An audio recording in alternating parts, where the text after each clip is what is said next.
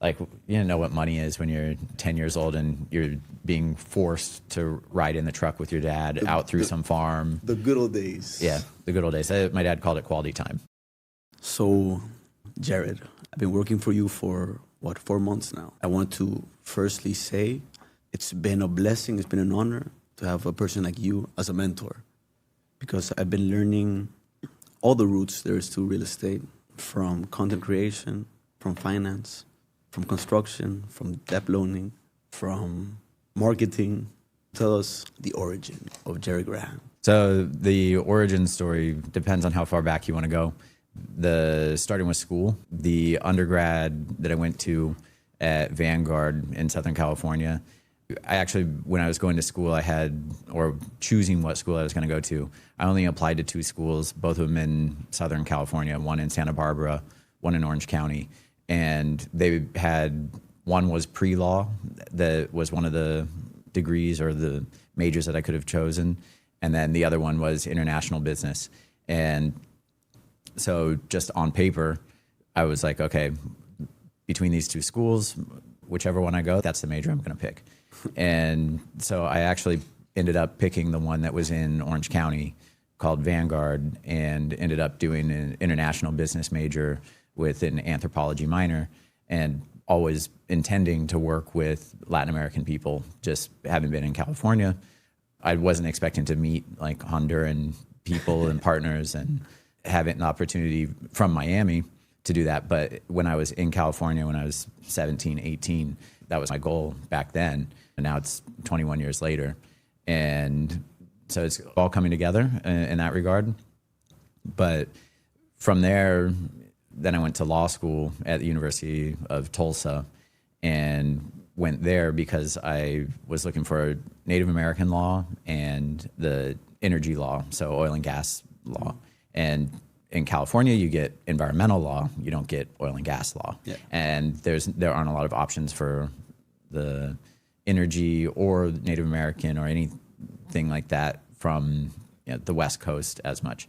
So even though there are places that you can drill, like my dad was in the oil and gas industry, and so I grew up around it. And that was part of the reason I was going there, was because I was planning on going to work on certain projects with him.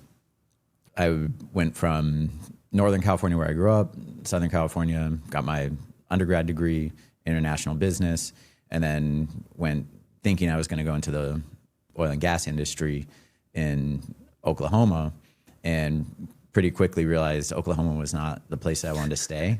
It wasn't. Not for me.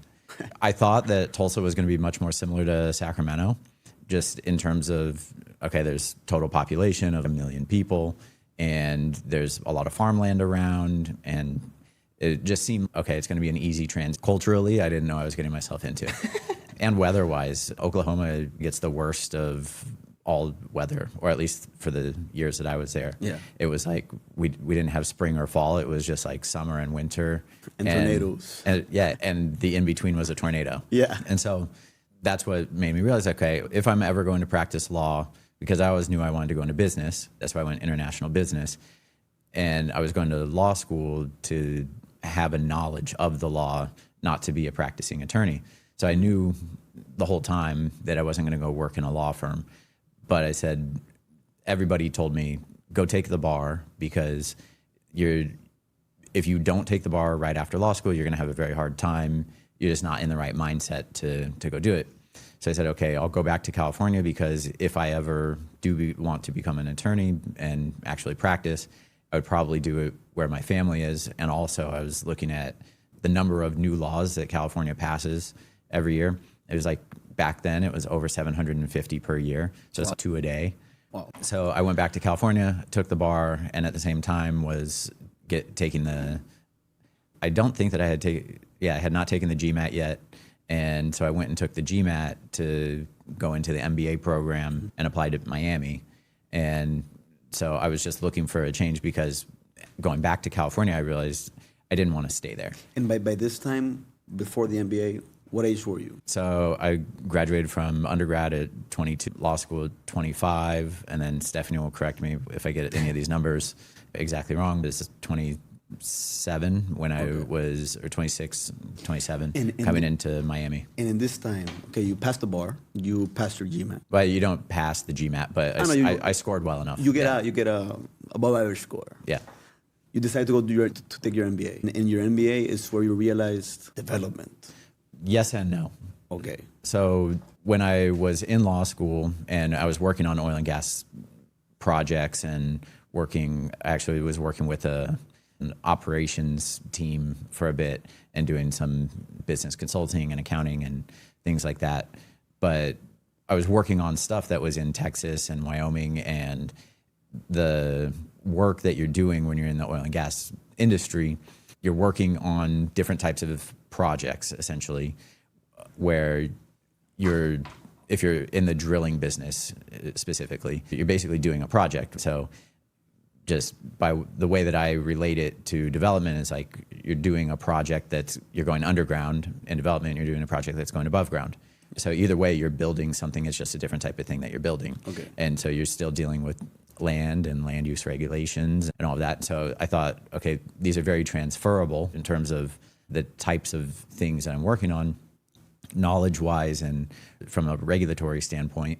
But the opportunity to work actually in the places that I wanted to work, like on the coast, after having the experience in Oklahoma and wanting to be back on one of the coasts, I said, okay, what can I do to be working on a physical product that I can actually see the fruits of my labor, like in a physical form? Because when you complete what do you see? You're either going to see pipes above ground, maybe a pump jack. I don't know if you even know what a pump jack is. It's one of those things that like goes up and down. Yeah. That it's like pumping, right? Yeah. But those aren't. When I was growing up, they were always very exciting to my dad because he would say, "You know what that is? You know what that is, boys? That's money." Wow. Yeah, because that's money coming out of the ground. But as kids, we were okay, cool. Uninterested. Yeah, very uninterested. Yeah. Like, you didn't know what money is when you're 10 years old and you're being forced to ride in the truck with your dad out through some farm. The good old days. Yeah, the good old days. My dad called it quality time. Quality time. He'd say, "Come on, boys, we're going to go spend quality time together." And we all knew that we were all going to get in the truck and we were going to go out to one of the wells and just drive to one of the farms. And my dad was going to work on a well.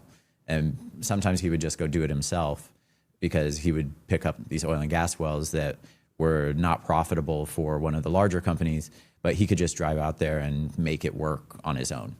And so we would go out there because he knew that one of the wells was down, or we just had to go check on them. And we would just be like standing in a cornfield for 2 hours while he's working on a compressor. That's exposure. Right? Yeah. Since a young age, you were exposed to business. Yeah. The good thing about it was that he actually this was at the time that cell phones were becoming a thing, or at least car phones at the very beginning.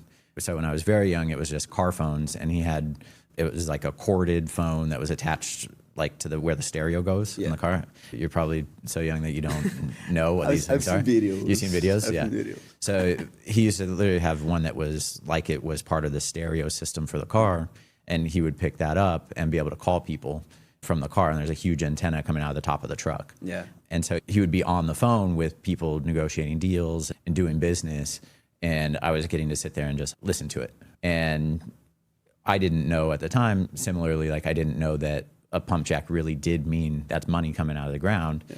I didn't know that all of that exposure to him being on the phone was going to be so influential on the way that I went about my actual adult business either. Of course, because internally it was always he set an example in your consciousness. That's what I got to do.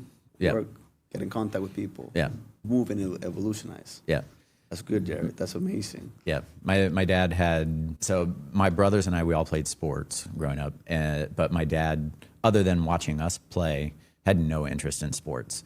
And he would tell us, like, after we got into high school and then college, and we would talk amongst the brothers about whatever event or games that were going on, he'd say, "What are you guys messing around with that stuff for? It's not making you any money."